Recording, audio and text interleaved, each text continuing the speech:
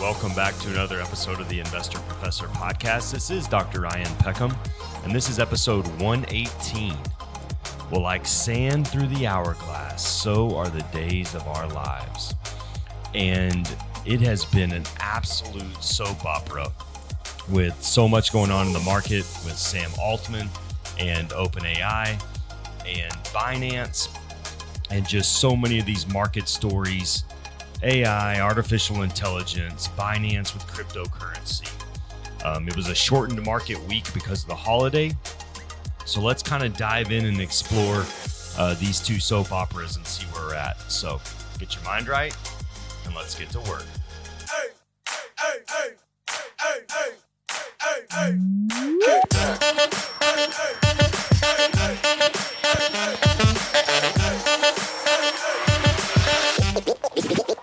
You drop this.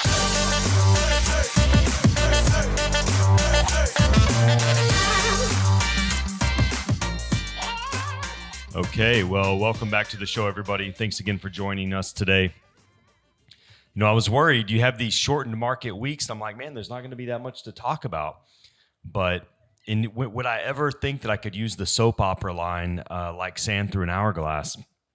But, you know, there are lines like that for every occasion sometimes. And sometimes we get to use the things we never thought we might be able to use. So a couple housekeeping things. The wonderful individuals at the Reaching Dreams Association told me to remind you that you can catch all of these episodes on YouTube. I record all of them. And I keep telling them I have a face for radio, but they say, no, people want to watch this on YouTube. And I'm like, they just don't know about it. And I said, okay, I'll make an announcement. So these episodes are available on YouTube.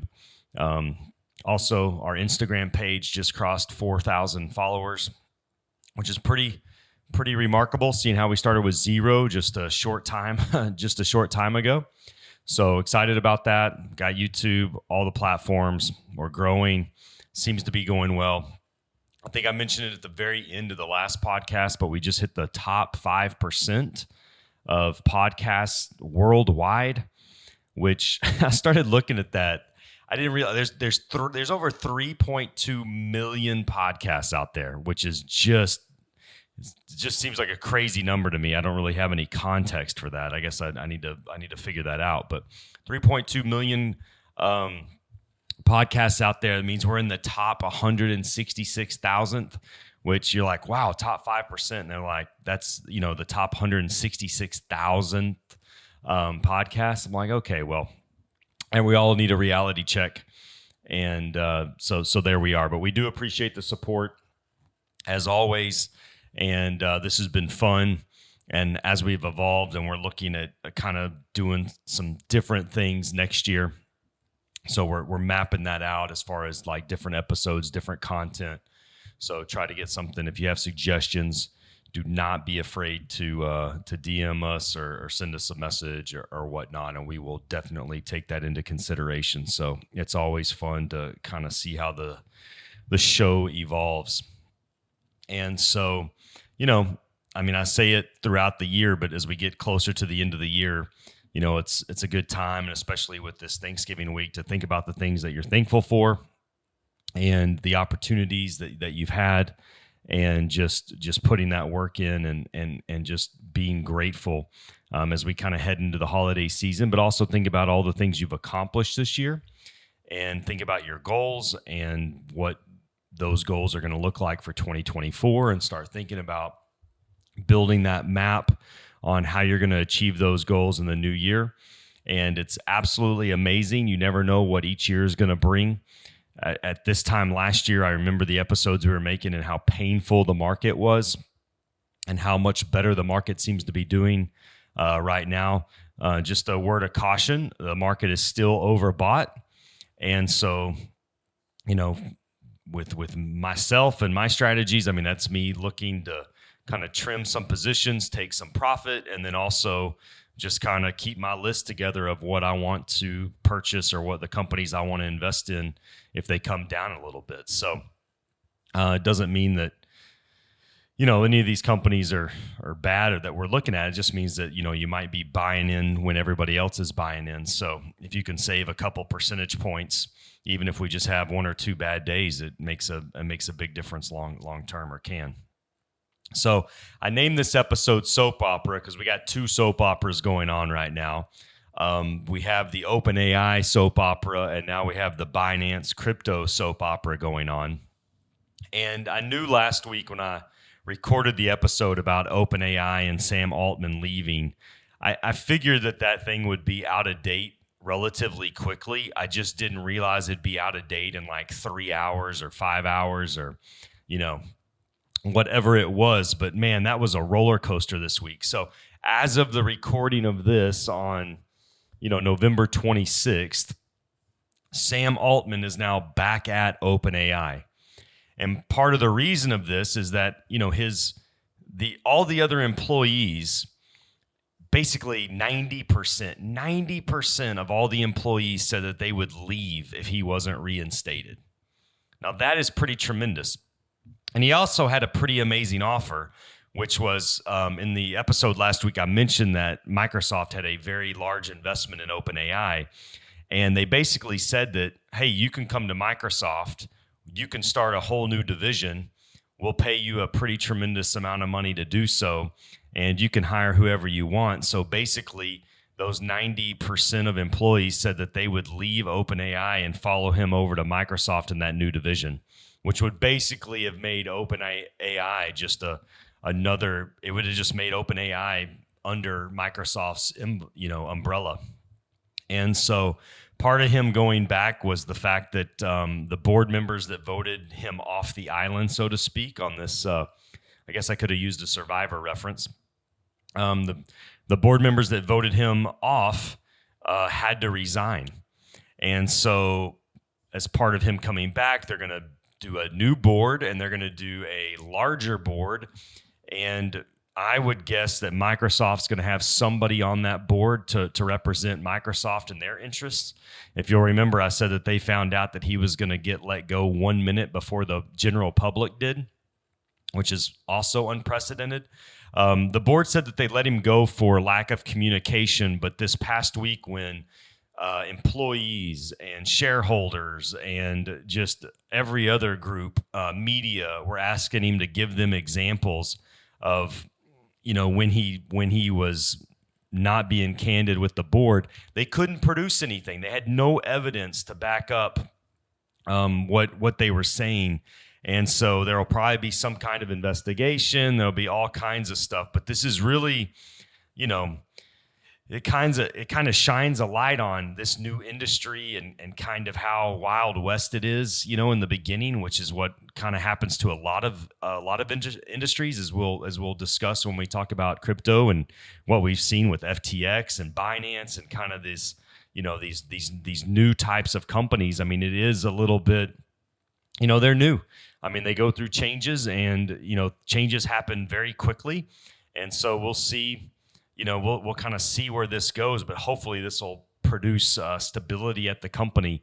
It's really hard for a company, especially a company that's working on all these kind of new things, to really get momentum when you have this kind of shakeup happening. So it's probably going to bring more pressure from regulators and kind of saying, hey, you're working on this amazing technology, this world-changing technology, and it's kind of a free-for-all. We need to put some people in there to kind of protect you from yourselves, so to speak. So we'll see what happens with that. I mean, this is obviously going to be an ongoing story. And as we've seen, it's kind of the downside of recording about it is that it changes so quickly that, you're out of date before you even get the thing published. So, but it's important to talk about because it is going to have, it has some ramifications, not just for OpenAI, but for a lot of different companies that are involved in artificial intelligence and seeing where this goes. So, but, at the end of the day, hopefully this adds some stability. They're able to learn from it. They get a bigger board where, only 3 to 4 board members don't have that kind of power to vote the CEO out. I mean, most corporate boards are larger than that, so I'm sure that we will see that happen where they get kind of like 10 to 12 people that are on the board that they can help bounce this off of. So we'll see how that develops. The other big story this past week was Binance and CZ, the CEO of Binance, stepping down, pleading guilty to a number of charges. Binance paying a fee of $4.3 billion, which is just crazy. I believe it's the largest that they've ever had. But there's so many other things that are impacting this. So Binance, they've already had over $1 billion of withdrawals from their platform. That's a big number, but they have close to 56 billion in assets on their platform. So 1 billion isn't, it sounds like a huge amount, but it's not too much. Maybe part of the reason from that is that they've stopped withdrawals from their card, as far as being able to take cash withdrawals from their card services, which is crazy because they're still allowing people to make deposits, but you just can't take the money out. And this is one of the things that we always bring up with crypto is like, can you convert it back into cash? Can you convert it back into dollars or whatever currency you're using? Like, how quickly can you get it back? So them taking deposits but not giving withdrawals is I would think would be cause from concern. And so this came down from not the SEC. So the Securities and Exchange Commission still has charges against Binance that are pending, but this actually came from FinCEN, which is FINCEN, FinCEN, which is the Financial Crimes Enforcement Network. And some of these, I'm just going to have to read like some of the charges but also part of this settlement. So the settlement agreement with Binance includes a complete exit from the United States, a 5-year monitorship where the U.S. Treasury Department will retain access to their books, records, and systems of Binance. And they will also make these reports available to OFAC, which is the Office of Foreign Asset Controls, Commodity Futures Trading Commission, the SEC. And they'll also get to scrutinize the top 35 customers by revenue immediately and annually throughout the terms of the monitorship. They're gonna have to review all transactions from 2018 through the end of 2022 and file suspicious activity reports that should have been filed. So that's part of this charge too, is they didn't file the suspicious activity reports for kind of dangerous transactions, which when I say they didn't file reports, the report says that they have over 100,000 suspicious activity reports that they should have filed that they didn't.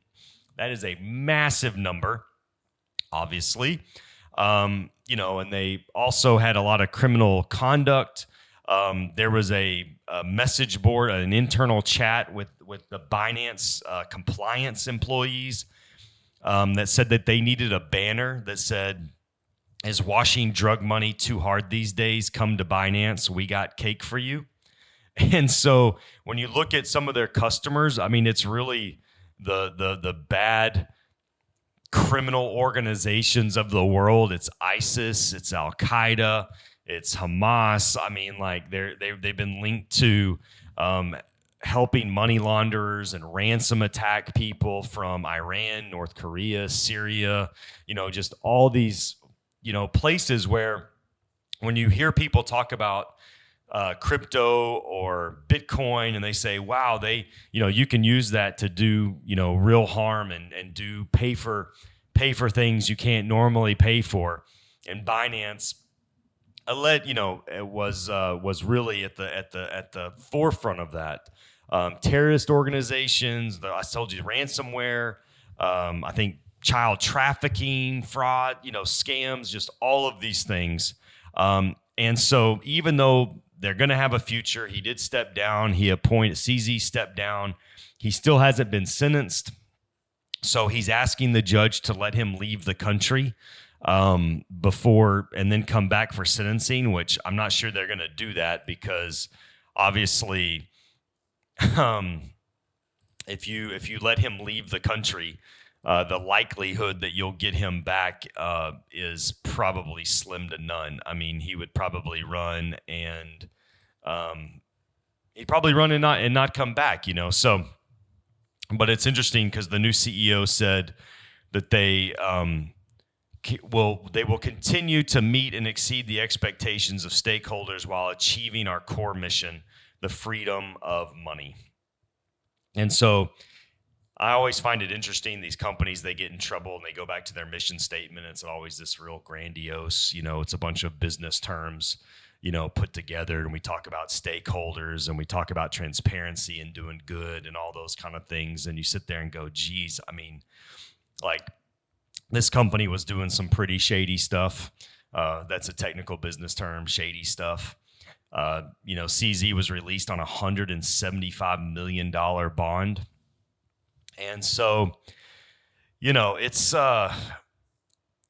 you have the fall of FTX. I'm not saying Binance is going to be done, but I mean, in the US, a 5-year ban is going to allow, that's going to be pretty hard to come back from, I would think.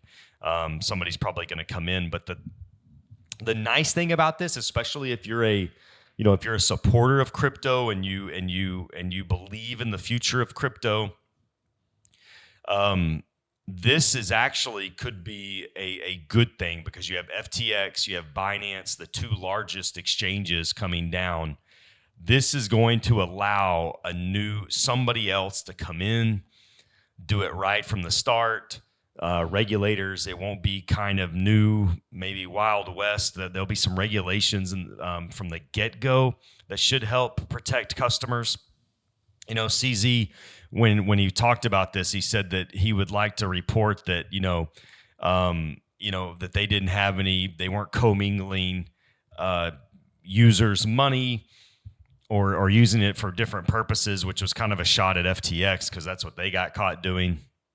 And so, again, this should be kind of good news for the entire crypto world because the new players that come in, maybe new exchanges, will just be able to start from a kind of an even playing field where they can basically say, okay, all this stuff is in the past. This is going to be new regulations. We're doing it differently.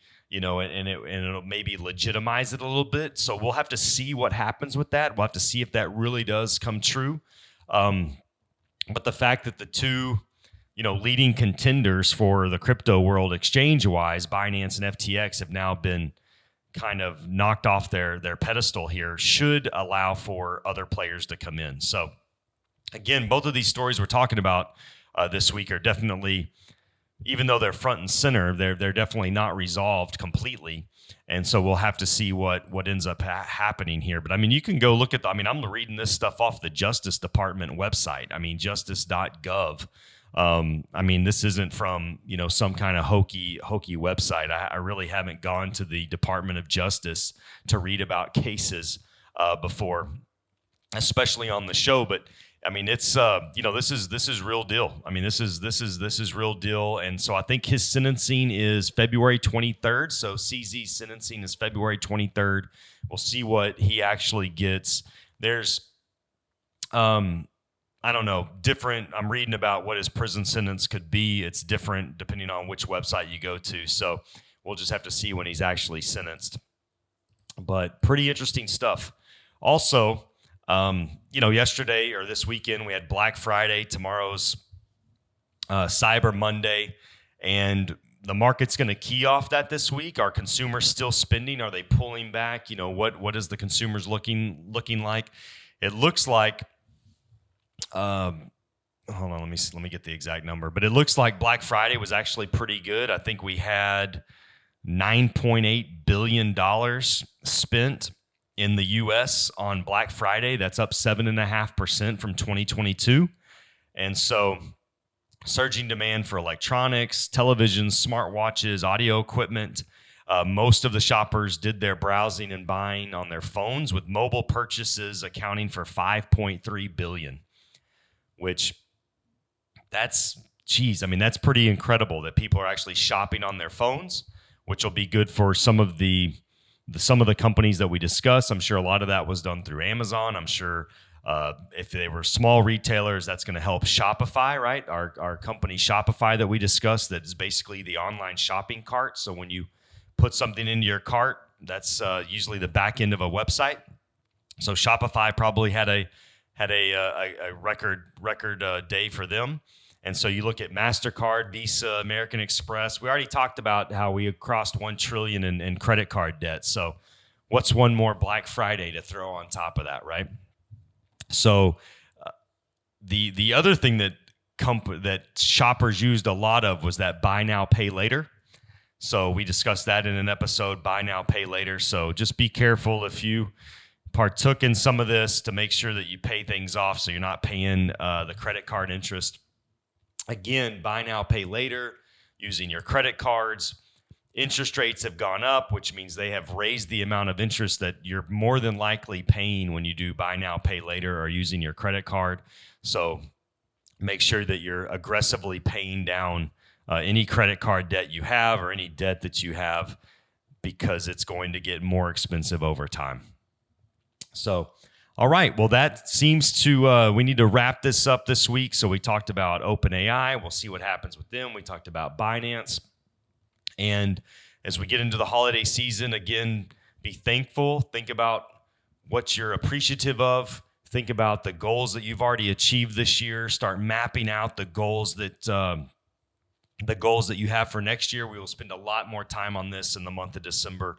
It's one of my favorite things to do. I love looking at what goals that I want to try to hit in the future. I'll talk about some of my goals that I achieved this year, and some of the goals I didn't achieve, and my plan for achieving them in the near future. So, hope this has been helpful for you.